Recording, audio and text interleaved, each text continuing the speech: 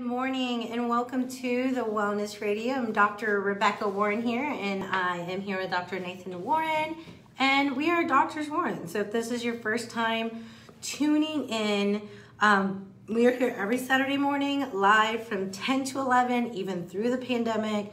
If you've listened to us before, you know who we are because we love what we get to do and we're bold about it. And so when we do the Wellness Radio, our hope is that when you hear our message that you just don't think these guys are really good at radio, because I know we are. But our goal is that when you hear this message, you say, hey, like, yeah, not just that I agree with that. Yeah, no, not just that it sounds good, but that you say, man, I want my life to be different. I want my health to be different. I want all of this to be different for me. And that's why we do what we do, so that your life can change, whether you come into our office and get adjusted with the structural corrective chiropractic side, or if you get coached with us, or if you just follow us on Facebook, or if we never meet you, but if you can take what we say and implement it and do something about it, our goal is that it'll change your life. And we know it because it's changed our life. But you know what's really crazy? I'm going to share the story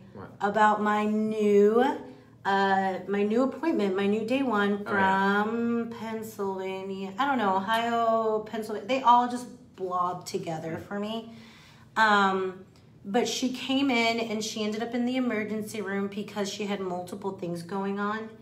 And she was just like, she thought it was her thyroid and she was trying to figure out what was going on. She ended up in the emergency room and the doctor was like, okay, yeah. So I'm going to get some labs and we're going to see what's going on. And the doctor did the labs and it was so incomplete. Yeah. Like there was not, she thought it was her thyroid, but they only did 2 labs for her thyroid, which is not going to tell you anything about what's going on.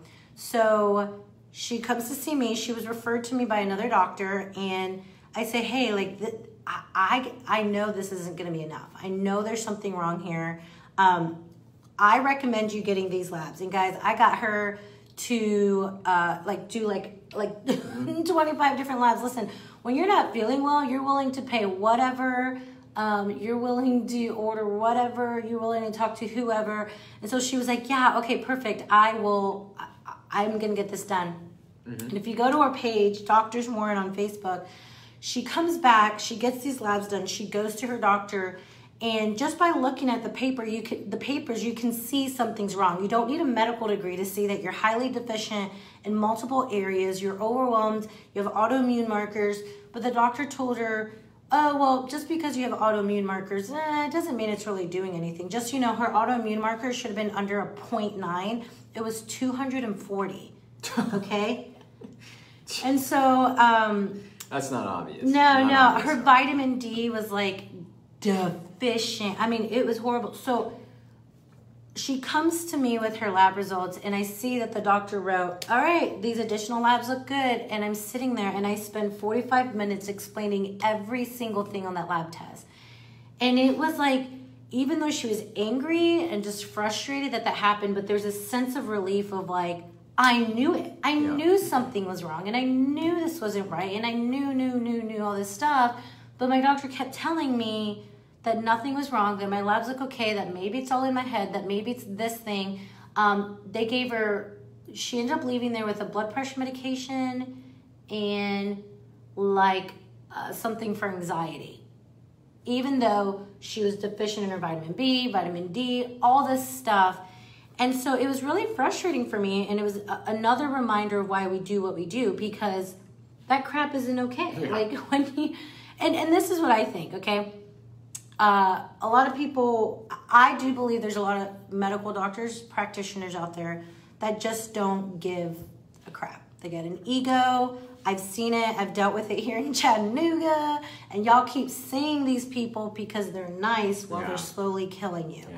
I've had doctors that just get even angry. When they're not nice. I mean, people will literally continue to see a doctor even when they're rude to them. They don't listen to them. They don't run the tests that they need to run. Like I had a conversation with a patient yesterday who they were talking about how they were telling their doctor for 6 months that they think something is wrong with this guy's gallbladder. right? 6 months they were telling him. Yeah. And he like, no, it's not a problem. And then 6 months later, he ends up in the emergency room because his gallbladder, having gallbladder attack so severe, that really the only option at that point was to remove it. And the doctor's like, well, it must have just happened. You haven't had a gallbladder problem for it. And I'm like, okay, so there's a couple problems here. Yes, your doctor is incompetent and unintelligent and probably should not hold a medical degree. Second, why were you seeing him for 6 months when you're telling him here's the problem, and yet he's not listening to you? Again, when people come in and see me and see you, it's a relationship, right? Yeah. Like I had another patient yesterday who was asking me about adjustment and technique and things like this. And they're like, I just didn't want to ask because, I know some doctors are very like, they don't want to change things up or they don't want to hear, other ways. And I'm like, this is a relationship. Like, I like conversation because that allows me to know you and it allows me to be able to see how I need to change maybe what I'm doing, to better suit you, or maybe to change some of your lifestyle to better suit the goals that you're trying to accomplish. But it's a relationship. If it was a dictatorship, we're not going to get where we need to go, and really that's what our medical system has become. It is a you go into your doctor tells you what they think, and then that's just it. Which is not the way it's meant to be. They're supposed to give you their expertise, right? And they're supposed to give you what their expert opinion is, but then from there, remember, it is your decision. It is your health. Even though we know that, right now and kind of across our world, it's getting less and less like that, where, again, there may be a future where your body may not be your choice, if we're not aware that that's important.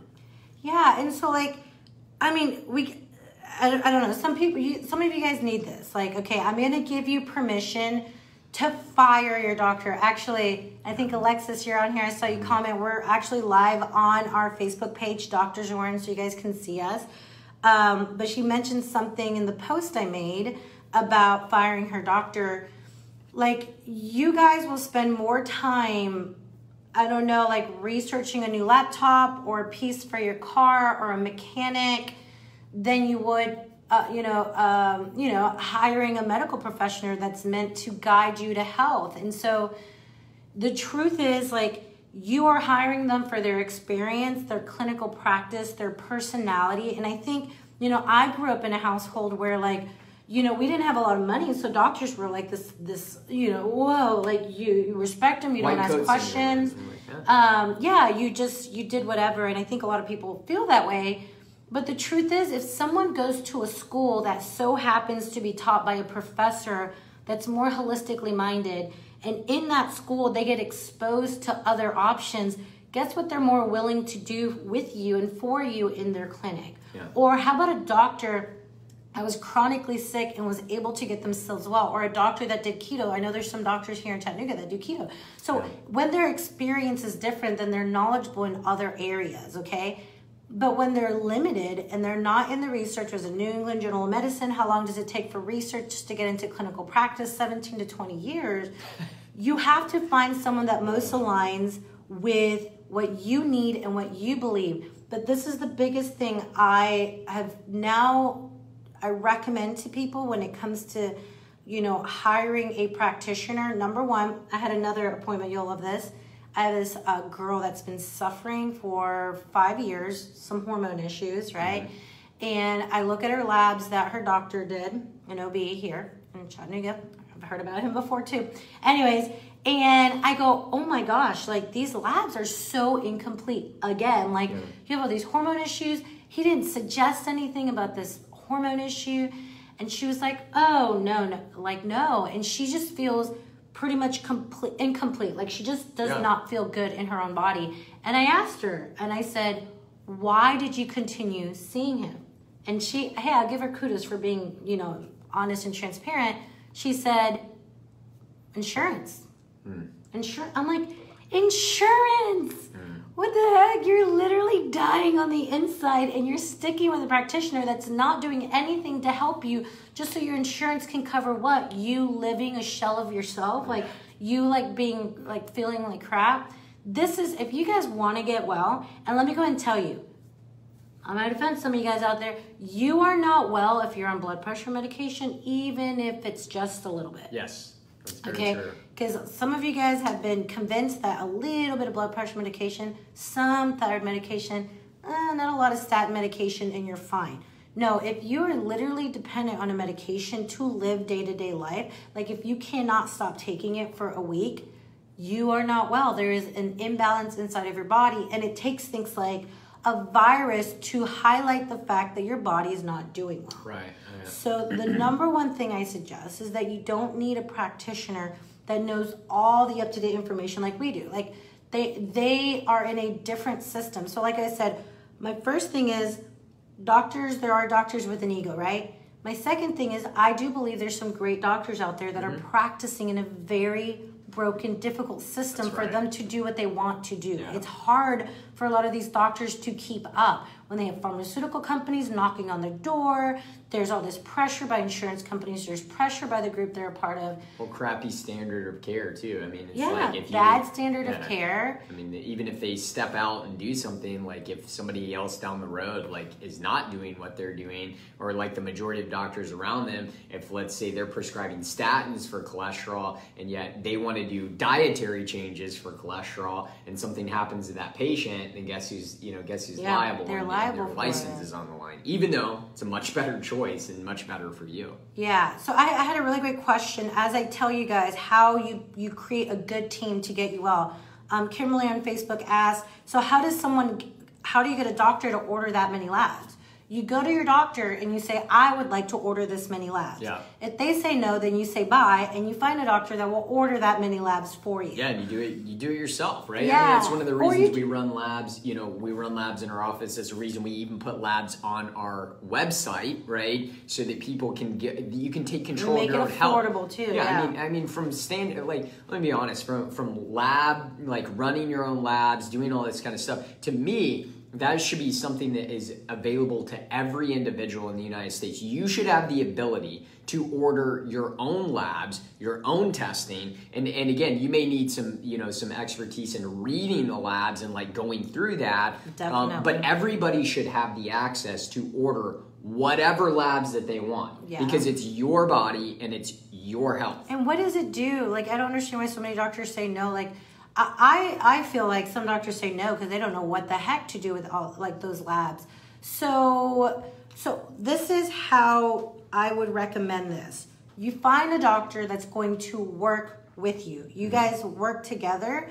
They have an expertise in disease and medication. You need someone that's going to respect when you come in and say, hey, I would like to get this test done. I would like, have you heard about this? You need someone that's going to say, oh yeah, no, I understand. I'm so sorry you feel that way. Let's see what we can do. That's why I always talk about, I have Brio Integrative Medicine, Meredith Mason, She's great. Amazing, Really listens good. to people. They happen to be nurse practitioners. There's Charity Moses over at Circle of Life. All I hear from people, like I have people that need to come off medications. We don't prescribe medication. All I hear is that they actually are willing. That's what you need. You just need someone to work with your goals. But that's not where you stop. You actually want to get well, then you hire a coach. Yeah. You see a functional wellness practitioner. You see a naturopath. Come see us, because that's the area that's going to actually get you well. The medicine is the prevention of death, okay? like how do you not die? Doing alternative things like chiropractic care, functional wellness, naturopath, that's the prevention of disease. So what is your goal? Do you just want to live and not die, or do you want to live a full life without disease? And so that's the difference right there. Now, we are going on a break. I know we have some questions here on Facebook, guys. You can find us on Facebook at Doctors Warren, on our website to learn more about us, doctorswarren.com. And if you're listening to this and you're like, I know something is wrong, or I want to get better, I have back pain, headache, whatever that may be, you can call and get an appointment in our office. by giving the girls a call at 423-582-9. Oh, that's my number. That's my cell phone number. Don't call that I number. hope you do. If you got that, go ahead and call a million times. That would be fantastic. We did that at the beginning, you know, when we first started our radio show. I still have years ago. Like we literally, you guys don't even know, man. We would do our radio show, and we would have to like leave in the middle of our radio show to take a call. Hi, thank you for calling Wellness Radio. So like randomly, she'll get like a call still, even years later, from people from like old business cards. So my number is not my number, the office number, guys. Call the office if you'd like an appointment with myself or Dr. Nathan. 423-362-5360. 423-362-5360. Listen, we'll help you get well. Yep. Like, you'll see some amazing changes, and very high chance we're going to make you laugh because we do crap like this. All right. The Wellness Radio. We'll see you right after the break, guys. I can't believe I was going to do that. Yeah, don't give out your number. Here we go. You got some All right, so we got some questions here, guys. Good morning. Thanks for joining us. We always love getting questions. So Mallory asked, do you do labs for toddlers? So we have in the past, depending on what's going on with the child. I believe that you have to go to a specific place to get that done. Yeah. I don't think you can just jump into LabCorp and get it done. But anyway, you know, here's the thing with kids, with toddlers, I would say, like, if I were going to prioritize like testing, you know, for little ones like that, the number one test I would run on, and again, we did this on our son, is a GI map stool test. I would do a stool test just because the amount of information you're going to get. I mean, we know that as the gut goes, so does the body, right? So like, you know, being able to find out what the environment of the gut looks like, especially for somebody, you know, at an age like that, like a toddler, man, you can find out so much, and you can really make massive specific changes and differences in their body, you know, and that's the number one test that I run. Now, wait, how about the organic fatty acids test? Yeah, you can do that. That's the second one, which is a blood spot test. It's like a blood spot. So I would recommend doing something more non-invasive where they don't have to, like, you know, put in a thing, whatever that thing is. So the stool test is poop. There's a spot test where you do it at home. You prick the finger and you take the blood, and then it looks at it's like a nutrient profile. It looks like fatty acids and stuff like that. I think those would be a lot better for young kids, because the one thing I want to be careful of, if you think something is wrong with your child, of course, take them in, get the blood work done. But I want to be careful that we're not looking for disease or or trying to put children's lab values into this little box when there's so much that's happening inside their body. It's a good point, because I think especially for kids, it should be more about optimizing the function of the body and health rather than looking for disease, unless, you know, there's specific symptoms there that like your mommy or daddy, like, red flag is going off, and you're like, hey, something doesn't feel right. Then I get that makes sense, you know, go get those labs done. But otherwise, I mean, again, I would use optimization tests like the GI map stool test, or you know, like the organic fatty acids test, or, you know, nutrient profile, mineral profile, those type of things that I think you can then optimize you know, the health of your child. So, and they're less invasive, so they're, you know, it's a lot easier to do those than to take your child in and you know, have them strap them down and, you know, put a needle in their arm. So that's kind of my thing with that. Let's see. Angela said charity is amazing. Listen, and I was surprised how reasonably affordable it was to pay per lab. Yeah, without insurance. A lot of people don't realize that. Like, I know in our office, and I think, you know, there's other doctors that do this. Like, in our office, when we send somebody out for labs, like, we do a major discount on that, because we do not go through anybody's insurance to run labs, because we're not going to put a bogus diagnosis on it. You know, it's like, we're just going to do it more for wellness and, again, optimization. So that being said, when we have somebody go get labs done, it's at a pretty big discounted price. And you can check those out on our website too, guys. Yeah, honestly, DrsWarren.com. We might be losing money. Okay, just to help you guys. Hey guys, welcome back to the Wellness Radio. This is Doctors Warren here. I'm Dr. Rebecca Warren, and Dr. Nathan Warren is here. Sorry if you heard that feedback, but we are functional wellness practitioners here in Chattanooga, and we do health coaching all over the U.S. through Zoom. We did Zoom before it was cool. We were OG Zoomers, and then all of you guys started crashing our Zoom, but that's a whole nother story.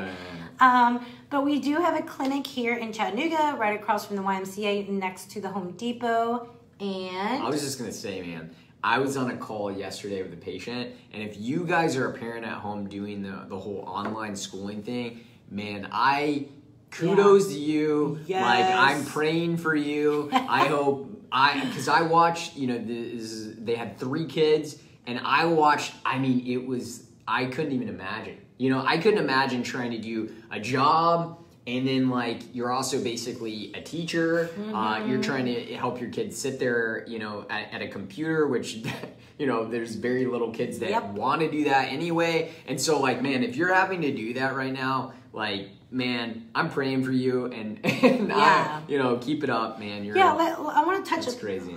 I want to touch on that here a second, and then we're going to be talking about nutrition, the right way to eat, and all this stuff. But one thing that you parents and maybe even grandparents should understand, so you can support parents, or listen, this time sucks, okay?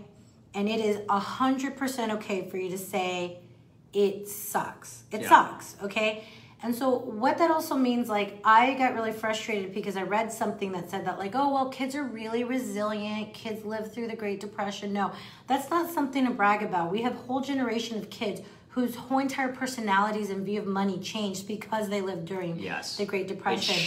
It shaped them. And so this is shaping our children. And the one thing to understand is that if your kids, and I have someone commenting here that we had this conversation, if your kid is not able to pay attention to this Zoom, if they're running off the walls, if they seem like they have little ADD, no, it's because they shouldn't be doing what they're doing. Yeah. And I don't really know what the rules are about virtual learning, but heck, gotta shut down that computer or let them go nuts, because they have to get away. That constant blue light, being on technology, lacking interaction, it's not normal. And so you gotta give yourself and your kids grace right now, that they might not listen as great as they have in the past. And it's nothing about you being a good or bad parent. It has everything to do with the environment. It is not normal. Elijah can't even pay attention during T-ball. I can't imagine putting him in front of a computer screen.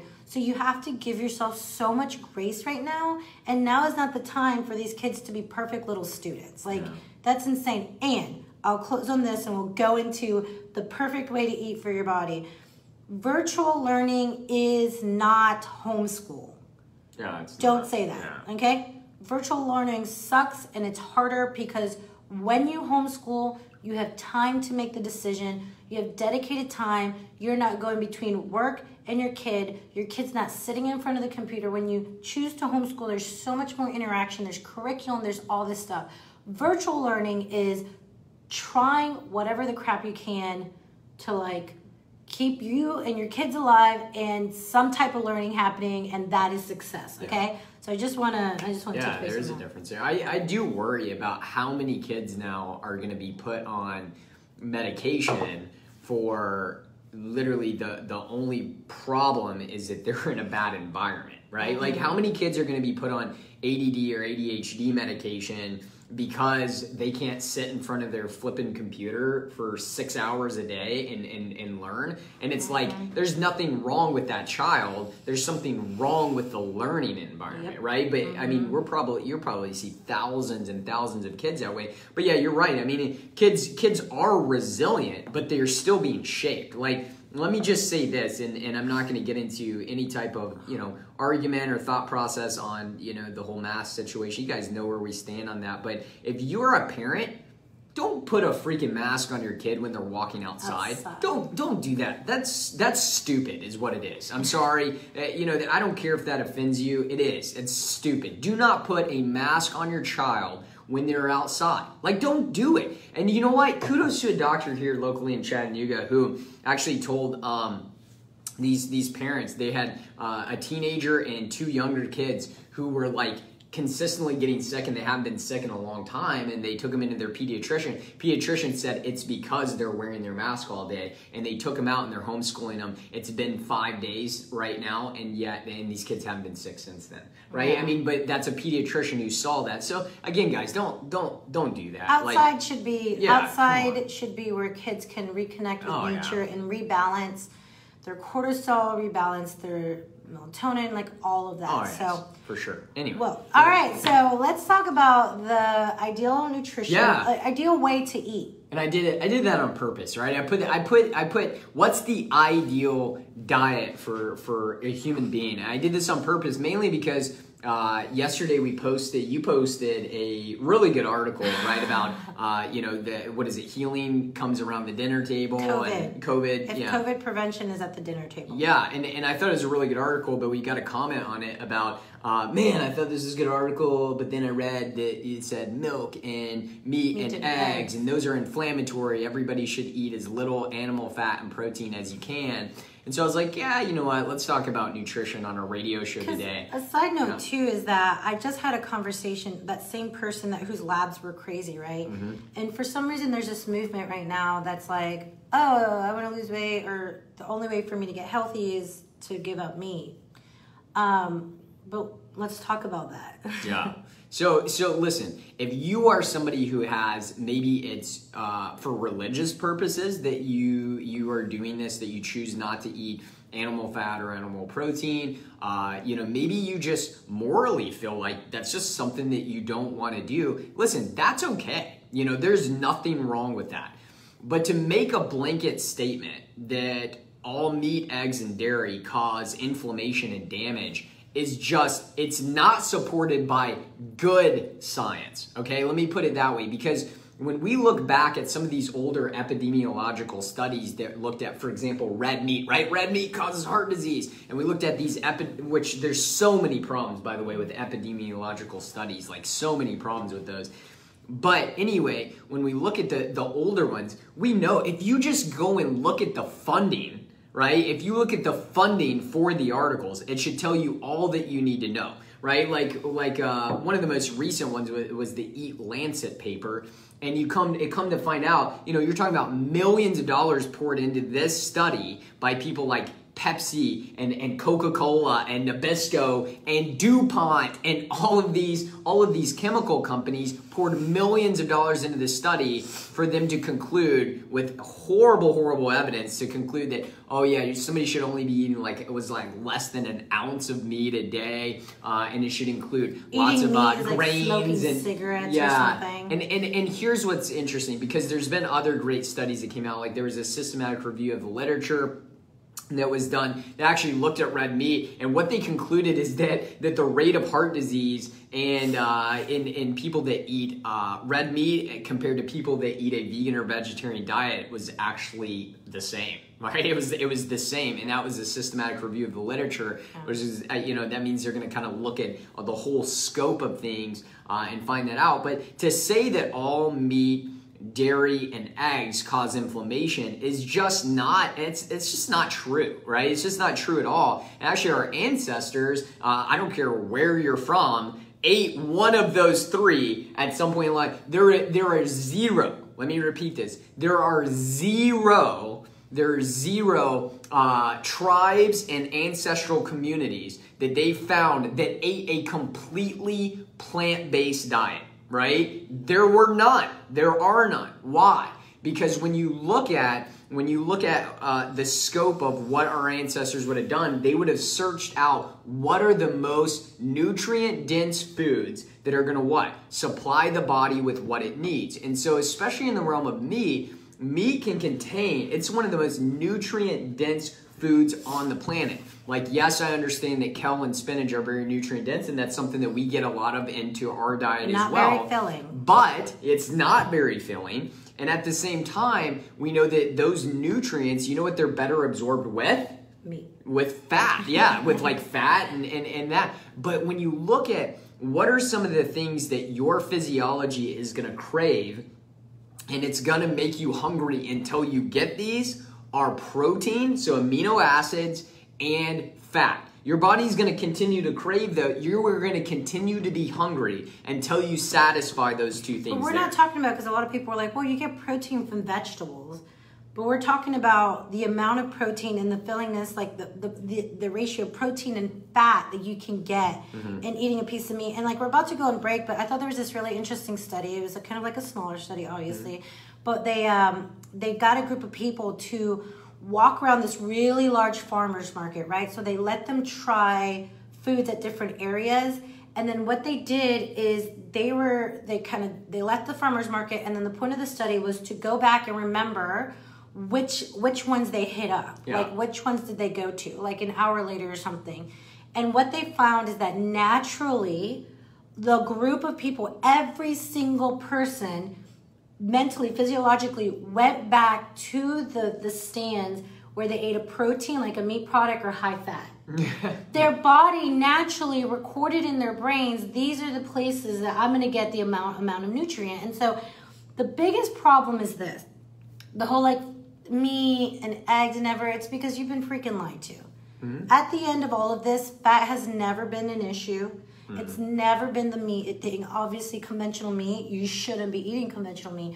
The fact that we were told that sugar was never the problem, the fact that we were told that not only is sugar never the problem, but let's go ahead and switch to bad fats, is why we have people having heart attacks today, and the studies prove it. And so my biggest problem is this, is that you guys can go vegan, you guys can go vegetarian, well, wrecking your insulin, your leptin, your ghrelin, because you're still a sugar burner, burning up sugar inside of your body, then storing that sugar, waiting for a heart attack, diabetes, and all this stuff, and you're still not eating meat.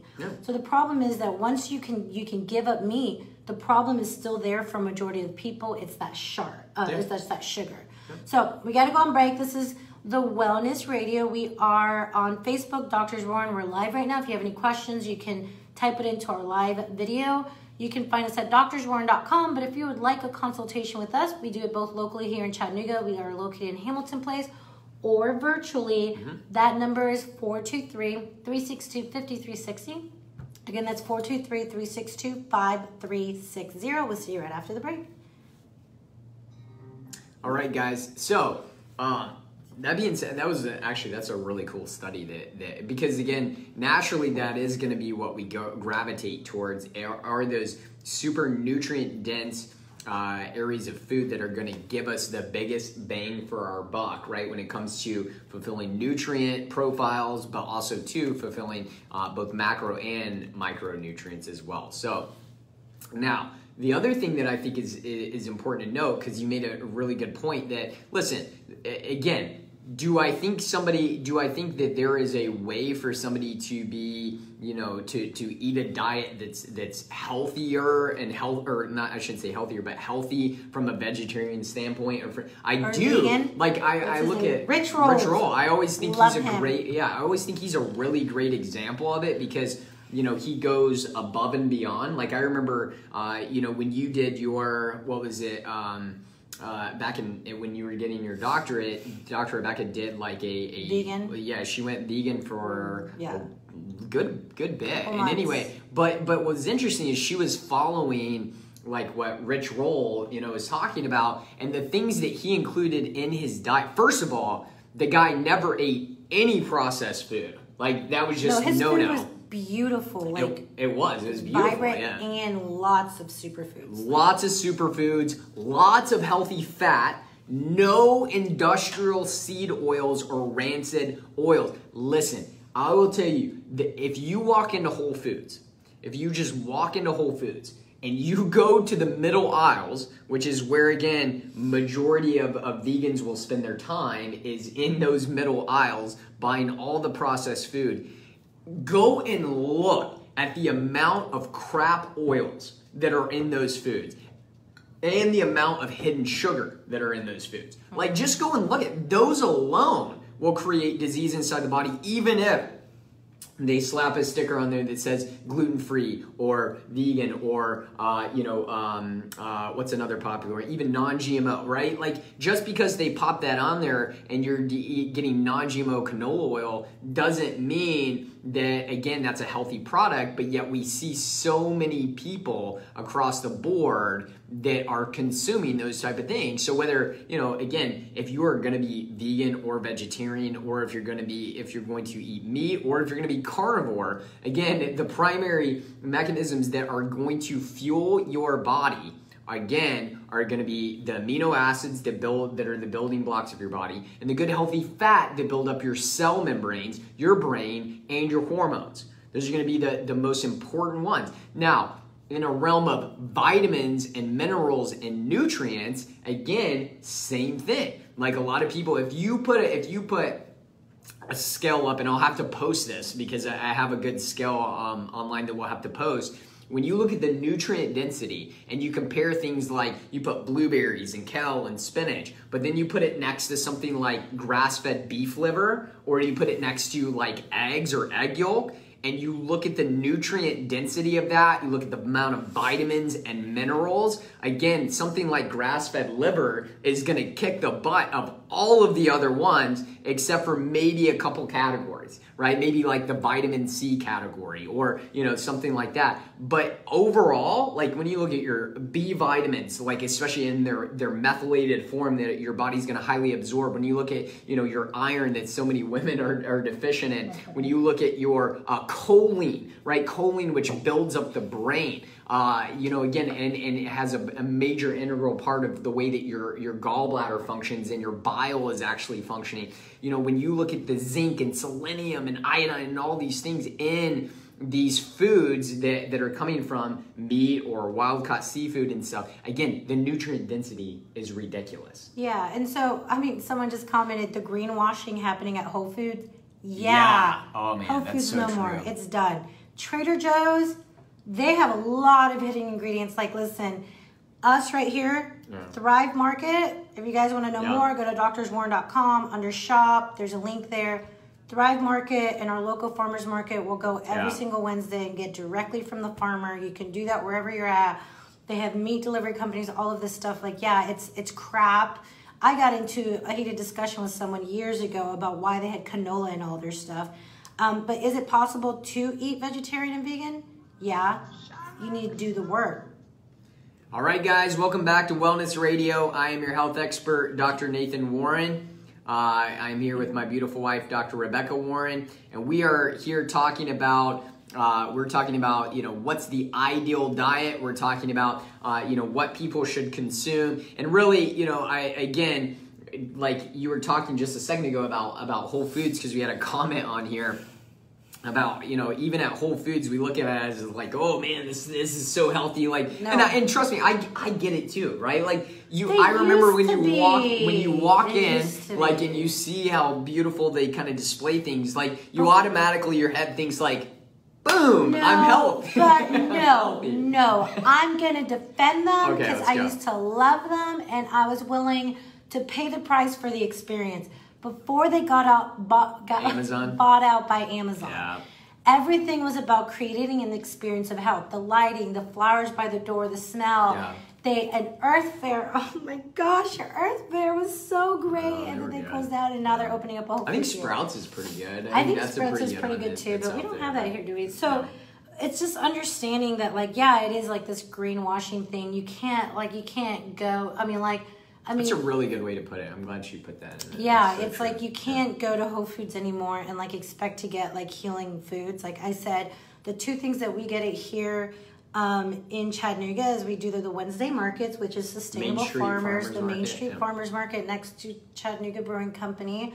Amazing. We get a raw, delicious goat's milk. Yep. Fall Creek Farms. Shout out. Yeah. Best goat milk that does not taste like goat milk. And then... Why does everybody say that? Everybody's like, I don't want my goat's milk to taste goaty. You don't want... when it tastes goaty, it tastes like you're literally licking the goat's hair. That's disgusting. So raw goat's milk, A2 casein, and then we get a lot of our vegetables and fruits and stuff there, and then we order all the kind of boxed items and sauces and stuff like that from Thrive Market, which is a membership program. And if you go to... It's like, what, $50 a year? Yeah, for the year. And you save a lot of money. So you go to drswarren.com, go to shop, and you can check out all of our favorite products there. But, you know, I don't know. I think we said this during the break. Like, is it possible to not eat meat or eggs or be like vegetarian or vegan and still do it the right way? Yeah, absolutely. But you have to look at like stuff like Rich Roll, and there's a lot of really great people that are doing it in a high-fat, good quality content. It's going to take more work. It's going to take work to make sure that you're getting those nutrients in there. But... yeah. I mean, but you could do it. Like, but don't come on our Facebook page talking about meat and dairy and eggs. I can't believe that. They're inflammatory because that's just not true. But conventional, and we've said this from the beginning. Like, you know, I do not consume conventional meat, eggs, or dairy because I think that those things are highly toxic because they're number one, they're mistreating those animals. Number two, it's full of just again denatured unhealthy fat ratios of omega-6 to omega-3 that are highly inflammatory. Most conventional dairy is A1 casein, which again I don't consume because I've seen how it's damaged my body in the past. But if I'm getting grass-fed, grass-finished meat, pasture-raised poultry and eggs, if I'm getting things like wild-caught seafood, if I'm getting things like raw dairy, A2 casein specifically is the one that I like. You know, if I'm getting grass-fed butter, if I'm consuming these, I mean, the nutrient density is absolutely spectacular. You're getting vitamin A, D, E, K. You're getting that K2, which is a huge deficiency. You're getting choline. Again, it's one of the best things that you can possibly do. I actually think, and I'll go on record saying, I think one of the worst things that you can do for a child growing up is put them completely 100% on a plant-based diet because their brains need fuel. Their brains need fuel. So again, you know, you can consume tons of plant food. I'm not saying that, but I would include some good healthy fats and especially some animal fat and animal protein to really build up their body, but not conventional, but really good quality, maybe local meats or local eggs that you can get from around your area. We had a question. Veronica said, do you have to wear a mask? Well, it's outside. So usually we go to the farmer's market. It's outside. So and we wouldn't be there if we did. Yeah. So, no. And then, you know, we had actually someone request like a shopping list. We do have one, and we should get it updated, okay? So if you guys, I just sent an email to our clinic director. If you're listening to this and you're like, man, I would like to know what you guys like to buy, where you buy it from. Go ahead and go to our website, drswarren.com, and under contact us, just put your name and email, and we'll add you to the list. And once we get that updated, we'll send that out because that's a really great question.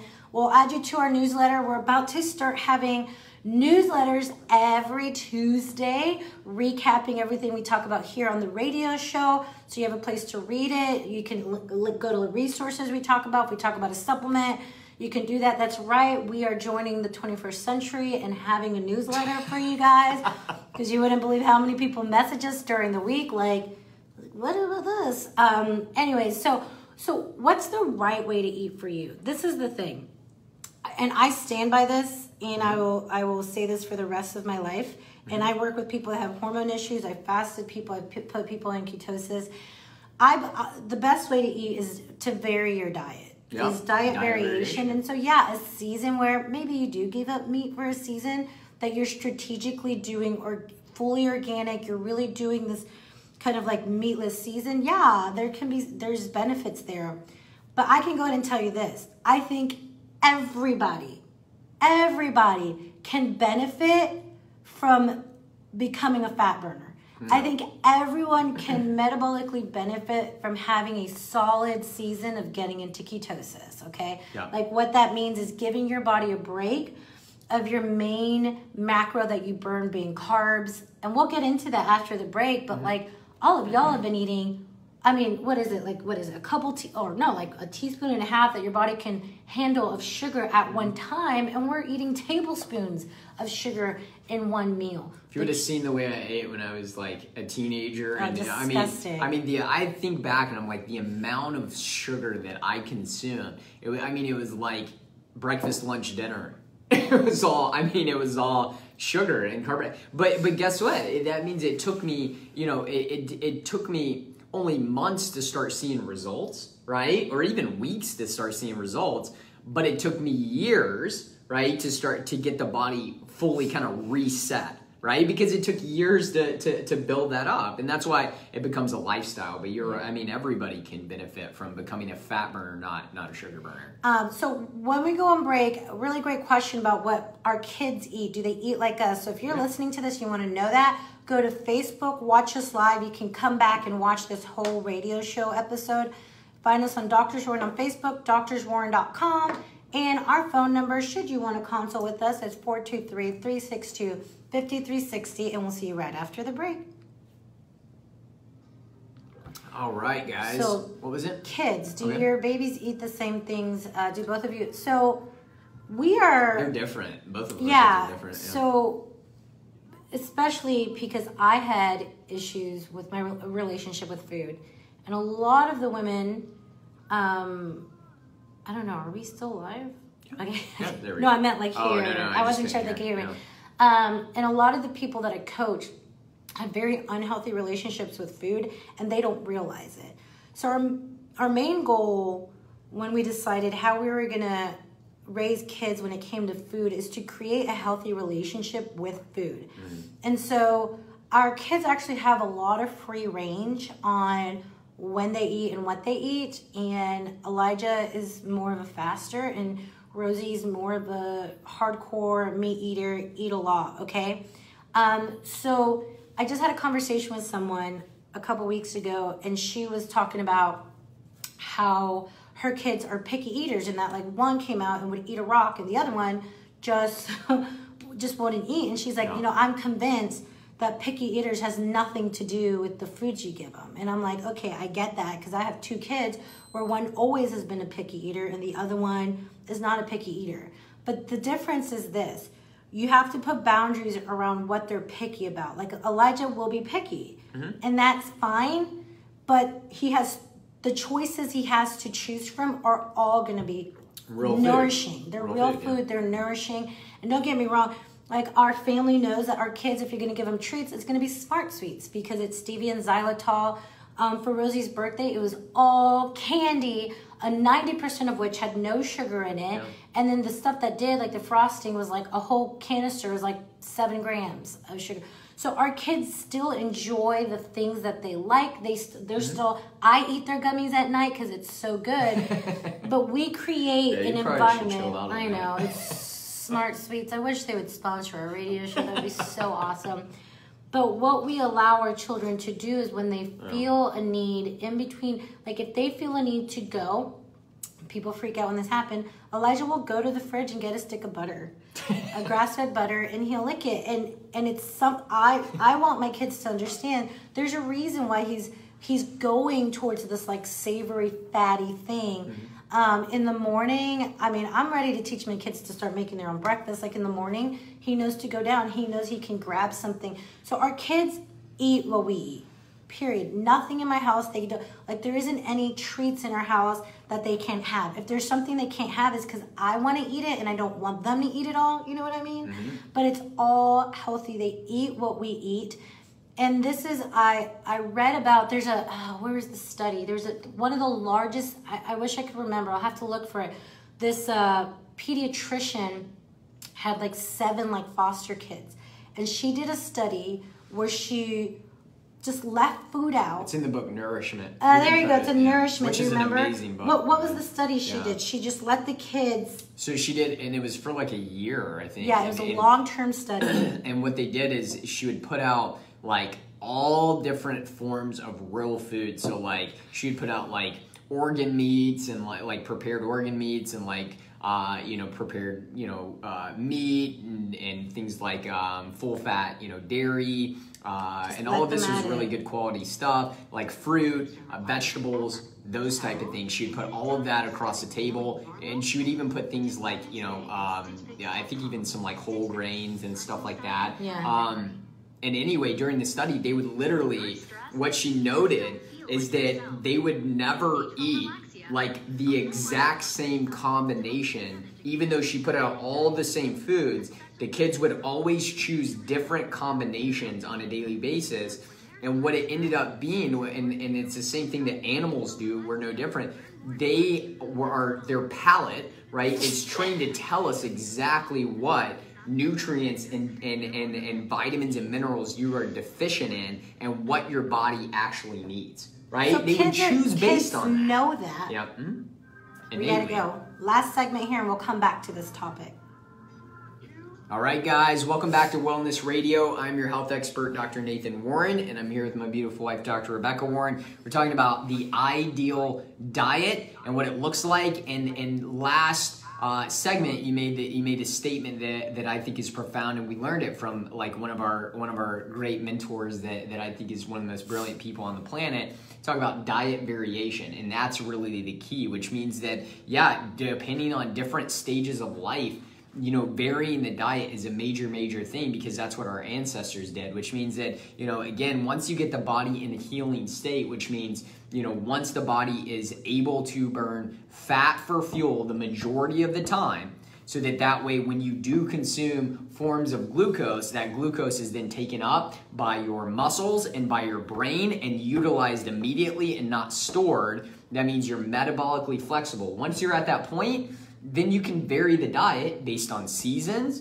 based on changes in your health. But again, all of those include real food, right? Real non-processed food that are not artificially sweetened, right? That do not contain, massive amounts of sugar.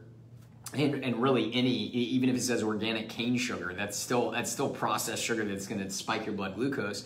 And doesn't have industrial rancid seed oils. It's whole food. And so you can base it off of different lifestyles, right? Like when I work with, somebody with like psoriatic arthritis or something like that, I'm going to put them on a carnivore diet. And people are like, oh my God. But you get to see amazing transformation in their health when you do that, as opposed to if we get a stage 3 breast cancer patient, we may put them on more of a plant-based ketogenic diet and again see phenomenal results. So you have to vary the diet based on season and based on lifestyle, right? That's what you've got to do.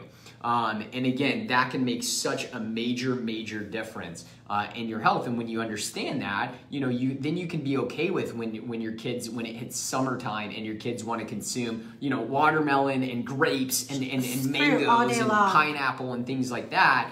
And then they get to winter and they don't want to touch those fruit, and they want to eat, maybe it's like, bone broth and like meat and things like that. That's really good. And so again, is there an ideal diet? No, it's eating real food, but it's eating real food with lots of good nutrient density, like good healthy fat. And animal fat and animal protein can be a major part of that, with lots and lots of leafy green vegetables and colorful vegetables and fruits as well, and seeing really good results with that. Awesome. And so guys, we are going to keep on talking about kids and food on our Facebook Live, so you can find us on Facebook at Doctors Warren. We are doctorswarren.com, and if you want our help, whatever that may be, whether you're in pain or you want to prevent issues, you want blood pressure balance, you want to heal your thyroid, whatever they may be, you have our number. It's 423-362-5360. Again, that's 423-362-5360, and you can call us, set up a consult. We're located in Hamilton Place, right across from the YMCA, and we do virtual health coaching and consulting nationwide, worldwide actually. Yep. Mm-hmm. You guys have a wonderful Saturday. All right, guys. So we were talking about kids because I wanted to touch base with that. Yeah. So the biggest thing with that is that we allow our kids understand their body. Like there's this idea, which is crazy, that our children are kind of born imperfect. They understand their body. And we give them the opportunity to experiment and to look. If we teach them how to be explorers, if we teach them to trust their instinct, children know more than us what their body needs. Yeah. And there's this idea that kids need to eat when we eat, and kids need to do this and this and this. No kid, and I've seen this, I've seen registered dietitians say that, like, a kid will starve themselves. That doesn't innately, physiologically make any sense. It makes no dang sense. Your kid is not going to eat to the point where their body's they're not going to shut themselves off. It makes no sense. They don't even do that as a baby. They don't even do that. Exactly. Babies will literally cry. I had a mom bring in a baby, and she was like, she told me he gets so angry when he goes to the breast. And they said the doctor said it was this. I'm like, no, that baby's angry at the breast because he's not getting enough food. He knows, I want food and I want it now. But even as little babies, we're told they don't understand. When a baby starts cluster feeding, which is completely normal, what does that mean is that every hour in the evening or maybe through the night, when, within 4 weeks of being born and maybe again at 7 weeks, they want to feed every hour. And then we have doctors telling moms there's something wrong with them. When in actuality, they want to feed every hour because their brains are developing and they're growing and they're having these big growth spurt. And these babies know, give me some freaking milk. And or like when the doctor told you got to make sure you breastfeed your baby every 2 hours. You got to wake them up and feed. And we're like, dude, are you kidding me? Like, if your baby's sleeping, they're gonna let you know when they're hungry. They're literally immediately they're gonna let you know when they're hungry. So if you're a new mom and your baby sleeps 4 hours, like, praise God, that's awesome. Like, get some sleep, and then they'll wake you up in a minute and tell you when they're hungry and let you know very, very loudly that they're hungry. We have an innate intelligence, right? Period. But that's the problem, though. Yeah. I feel like in medicine, we are these systems that have to be addressed. We have parts. We have different parts. There is no soul. There is no spirit. There is no innate. There is no explanation for why when you cut yourself, it just heals. It's just what it does. But we have an innate ability that our body, even when you have symptoms, the symptom is a sign that your body has innate intelligence, that your body knows what to do. And we have to teach kids at a young age to have healthy relationship with food. There is no, although I'm going to call him out on this, very young, he was trying to be really cute when the babies were young. Elijah was little, and he said, oh, do you want a snack? Oh, yeah. Freaking hate that word now because my kids are like, I want a snack. And we're like, okay, let's eat something. No, I don't want And then you food. can give them a meal, snack. and they, as long as you call it a snack, then it works. I'm like, man, I should have never taught my kids that. That is one thing I wish I did not teach them is that word, snack. But you're just creating a relationship where there isn't good or bad food. Food is not good or bad. It doesn't have this inherent badness to it. It's nourishing or not nourishing. Like Elijah, he was 3 years old. I think 3 years old when he had first something that had sugar in it. And I think it was on accident. It was like a candy cane or something. But this is the thing. We're not going into this ignorant, okay? Our kid's going to get to an age where they're going to make a decision. And that's what I want. I want my kid to make a decision one day. I want to, right now, the first 7 years of life, and if your kids are older, that's fine. It's still, you want to lay the foundation. You want to set the foundation that this is what nourishing eating looks like. And then he's going to get to high school and maybe in college. And you know what? He'll eat McDonald's and all of this. But he knows the foundation of what nourishing is and what nourishing isn't. And then he knows that, hey, if I eat foods that are not nourishing, I'm going to feel like crap and I might have all these things happen. I'm not going to perform at the best. That's fine. He knows it now. So that's not, my job isn't to control my child to eat healthy for the rest of our life. Our job is to teach our children how to make nourishing choices and then allow them to do that. To make those choices, right? And then be okay if they're different. Like, kids can be completely different. Like you had mentioned, like Rosie is, this girl will pound meat. She would probably be totally fine being carnivore, like across the board, maybe besides like blueberries and honey, and she'd be golden to go. I'm really actually proud of this.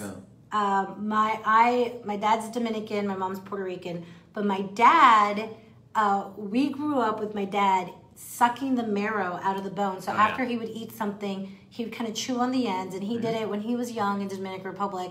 And Rosie naturally will suck the marrow out of the bone. Yeah, so it's really cool. Yeah, but it's because she loves that fat and that savory stuff. Yeah, and it means her body craves that. Like, that's what it needs in this time. And it may switch, later on, which it probably will, and it'll have periods where it goes. And then Elijah right now, he's in a moment where, he eats, very little meat. He eats a ton of healthy fat, and he eats a lot of, like, vegetables and fruit. Like, he will kill an entire salad, that she'll make. And again, maybe not even touch his steak that's there, but on the salad, there's like tons of olive oil and avocado and things that are lots of healthy fat. And he'll eat a ton of that, right? Like, he'll eat a lot of veggies, but we make sure to get fat in there. That's right. Yeah. And then also too, I think one common thing that they both have, and I think this is something that goes along with setting a foundation, is that they both, if something is really, really sweet, they won't eat it. Like, they'll basically be like, Dad, like, what was it the other day at the birthday party? And it was like a healthier sweet. And he's like, Dad, this is way too sweet. I don't want this. And I was like, but that's good, because they recognize the difference between sweet, oh, this is good, like, form of glucose, like honey, like, this is really good, aside from like, whoa, this is like hyperpalatability, way too sweet. And their bodies recognize that, rather than, again, unfortunately, a lot of kids, like, they go to school and they're consuming things like Doritos, which is like, you look at like the hyperpalatability of that, it almost ruins the way that they're able to taste food. And that was actually a study in that book, Nourishment, that I read, that again, certain foods like Doritos, because it has so many different flavors in it, that it ruins the way that children are able to decide what their body needs from a nutrient standpoint, because it's so like hyper palatable. It's just loaded with flavors that would not normally be together, and they're artificially flavored. So again, it stimulates the wrong part of the brain. And so I want to, before we wrap up here, I do want to touch base with this. So if you're like, well, my kid's 8, my kid's 6, my kid's 10, like, how can I do it now if they've been exposed to all these food? And the first thing I'm going to say is, it's going to suck. Like, I don't know why we avoid the suck. Like, it's going to suck. Yeah, but you have to commit that your kid's not going to be happy, and they might not eat it, and that's okay. Your kid's not going to starve themselves. They're going to get hungry. Yeah. But the thing is, like, there was that documentary, what was it, The Magic Pill. The Magic Pill, because there was that other documentary that's really bad. Yeah. Anyway, so Magic Pill, and I loved the storyline they did in there. It was this young child. It was real. It was real. She was on the spectrum, and they wanted this family to commit to a high-fat, lower-carb to help her, like, change the processed foods. And in that film, they showed that even though a child on the spectrum that doesn't fully understand everything that's going on and why they're doing it, for 2 weeks, it was so hard. Yeah. She cried and she yelled, and it was difficult. She skipped several meals. But after about 2 weeks, he was amazed at how she started eating the food, and she was eating the steak, and she was eating all this. And so sometimes as parents, we want to make our kids comfortable. We want to be like, oh, but this is so hard, or they don't have this, whatever.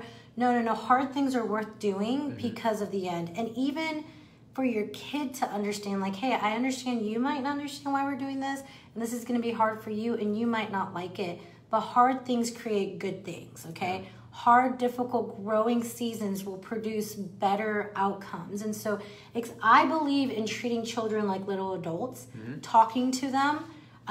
Even Elijah, like, he's 4. I would do this even when he was 2. I had an older woman, we were at an appointment, and she came up to me and she was like, I just love how you talk to your kids. And I'm like, oh, what do you mean? That was the first time I noticed I did it.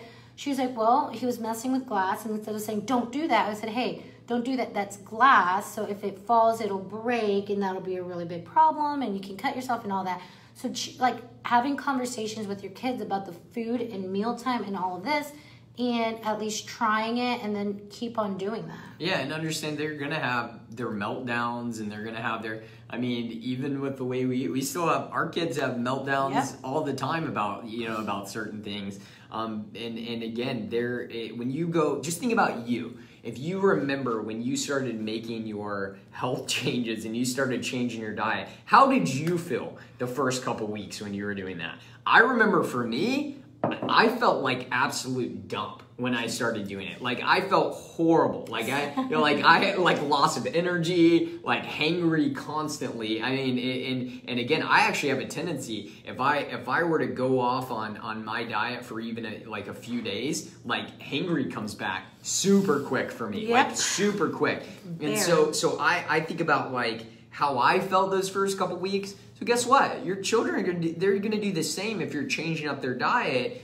But if you can ride that storm, right, and you can be consistent with it, they will hit a point where they will start changing the foods that they eat. And again, it's not about being perfect, right? We never say that. It's not about being perfect, but it's about pursuit. Right? And so that means you guys are going to have your holidays and you're going to have your celebrations and you guys should enjoy those, have a blast, you know, eat what you want and have a fantastic time.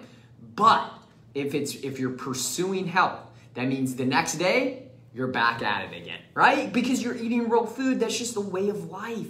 And when you live it to that extent, then you can actually enjoy the celebrations more, right? Without the worry of what's going to happen in the future. Is daddy going to have, you know, a heart attack, or is mom going to get diagnosed with cancer, you know, because we're eating that way all the time, you know? So again, you can do it, right? I would just want to encourage you, if you're a parent and your kids, you know, they just will not eat real food and they won't, like, again, man, and also too, like, reach out, maybe when we do that food list, you know, we're going to include some fun stuff on there that again, a lot of you might even be shocked that you can find healthier forms of things, like, what is it, like the cheese puffs that our kids like to get, the paleo puffs. I mean, those things taste like chocolate, better than Cheetos did when I was a kid. Popcorn, like, I mean, we do fun. We do Warren Family Movie Night. I got the popcorn, the candy, we mainly cookies. do that because of me, not because of the kids. No, yeah. Just to make him happy. But guys, thank you so much. Yeah, you can do it. Thank you so much for tuning in. We're here every Saturday. And how can they get the food list again one more time? Go to drswarren.com. Go to the contact us page. Put your name and email. I've already been talking with Mary Beth. We'll get that out to you guys this week. Have a great Saturday. See you guys.